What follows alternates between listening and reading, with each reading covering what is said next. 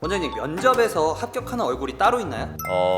능력이 더 중요하긴 한데 뭐 얼굴로 합격하는 건 아니니까. 근데 그런 건 있는 것 같아. 잘생겼다는 의미랑은 조금 달라요. 저도 이제 면접을 많이 보다 보면 좀 신뢰할 수 있을 것 같은 얼굴, 자신감이 있어 보이는 얼굴, 아니 좀 선해 보이는 느낌, 인상이 좋다라고 하는 게 아무래도 면접에서 좀 좋은 점수를 줄 수는 있죠. 네, 그래서 오늘은 면접 프리패스상 성형에 대해서 조금 알아보려고 하거든요.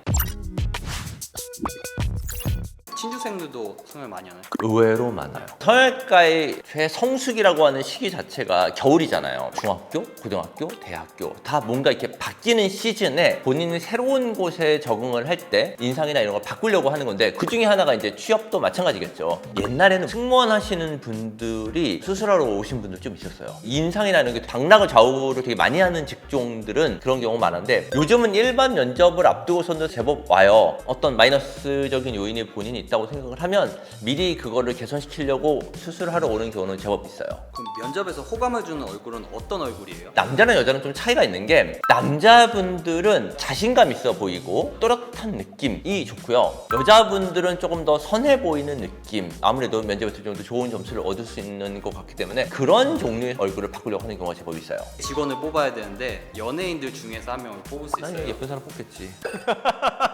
우리 딸이 아이돌을 한다고 하면 어떤 아이돌이었으면 좋겠냐라고 안유진 씨가 되게 인기가 많더라고요. 안유진 씨 같은 경우는 뭔가 사람이 좀 선해 보이는 느낌도 있으면서 물론 엄청나게 예쁘시죠? 그런 예쁨 중에서도 인상 좋은 예쁨? 면접 성형 좀 해주세요 라고 하면 해주는 따로 성형이 있을까요? 본인이 인상이 괜찮고 하다고 하면 수술까지 고려할 건 아니에요. 근데 본인이 갖고 있는 이런 마이너스적인 요소를 플러스로 바꾸는 게 면접 성형이겠죠. 면접에 도움이 되는 것들은 결혼, 웨딩 촬영 앞두고도 많이 하는 수술들이에요. 면접 프리패스상은 상견례 프리패스하고 그쵸. 동일하다고. 인상이니까요. 이게 면접이라고 해서 딱 정해져 있는 건 아닌데, 가장 사실은 많이 하는 수술은 남자, 여자 모두 눈이 제일 많아요. 졸린 눈을 가지고 있는 분들을 보면 본인이 갖고 있는 능력치나 이런 걸 다 떠나서 자신감이 없어 보이고 하는 느낌을 주는 경우가 제법 있어요. 좀 더 또렷하게 만들어주거나 이런 경우가 되게 필요하거든요. 면접을 앞두고 수술을 할 때는 절개를 과하게 하는 수술들은 잘하지는 않아요. 눈매 교정을 통해서 조금 더 또렷한 눈으로 만들고 쌍꺼풀 라인이 굉장히 자연스럽고 해서 본인이 가지고 있는 자연스러운 눈처럼 만드는 경우가 가장 많죠.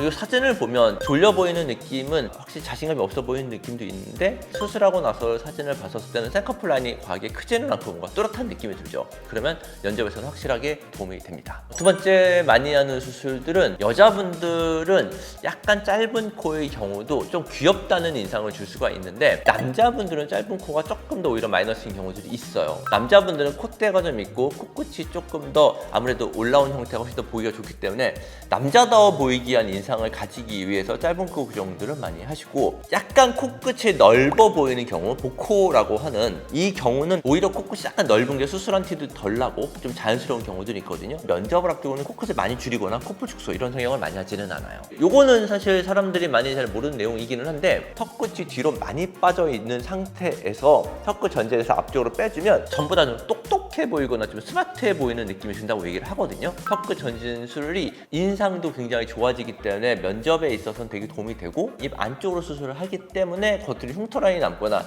뭐 회복 기간이 오래 걸리는 수술은 아니기 때문에 굉장히 만족도가 높아요.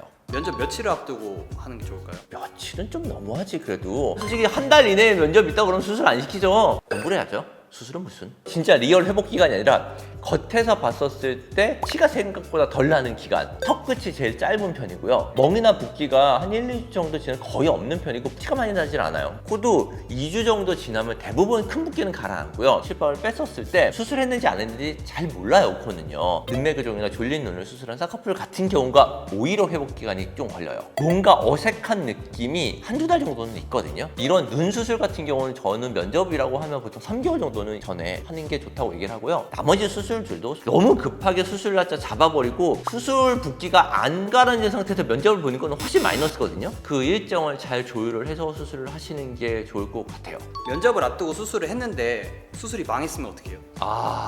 이게 그래서 제가 꼭 필요한 경우가 아니면 하지 말라고 하는 이유 중에 하나는, 만약에 진짜 수술이 잘못됐었을 때 아무리 빨라도 이거를 개선을 시키려면 6개월 이상 걸리거든요. 이번 면접은 큰 거죠. 그래서 좀 신중하게 수술을 결정하는 게 맞아요. 붓기 좀 더 빨리 뺄 수 있는 비법이 있을까요? 붓기는 굉장히 체질적인 문제예요. 친구랑 나랑 둘이 밤 12시에 둘 다 라면을 먹고 잤어. 다음날 아침에 일어났는데 친구는 하나도 안 부었어. 난 엄청 부었어. 쉽게 잘 붓는 사람들은 분명히 있고요. 이런 사람들 붓기 잘 안 빠져요. 그런 성향인 것 같으면 수술 날짜를 굉장히 미리 잡아야겠죠. 초반에 냉찜질 잘하고 많이 걸어다니고 베개 좀 높게 하고 자고 이런 것들 외에는 특별하게는 사실 도움 많이 안 돼요. 실제로 갖고 있는 성격이나 본인이 갖고 있는 거랑 달리 인상이 안 좋은 사람들은 분명히 있어요. 그게 본인의 노력이나 스타일링으로 어떻게 극복이 안 된다고 하면 그걸 수술적으로 약간 극복을 하는 건 도움이 될 것 같아요. 하지만 본인이 지금 갖고 있는 나머지 조건들이 괜찮은데 굳이 무리해서 수술을 해서 이걸 하는 건 전 아닌 것 같아요. 면접에서 좋은 인상이 약간 더 플러스가 된다는 거지 무조건 예뻐야 합격을 하는 건 아니니까요. 그런 걸 고려를 하고 만약에 필요한 경우에는 상담을 잘 받아보시고 수술을 하시면 될 것 같습니다.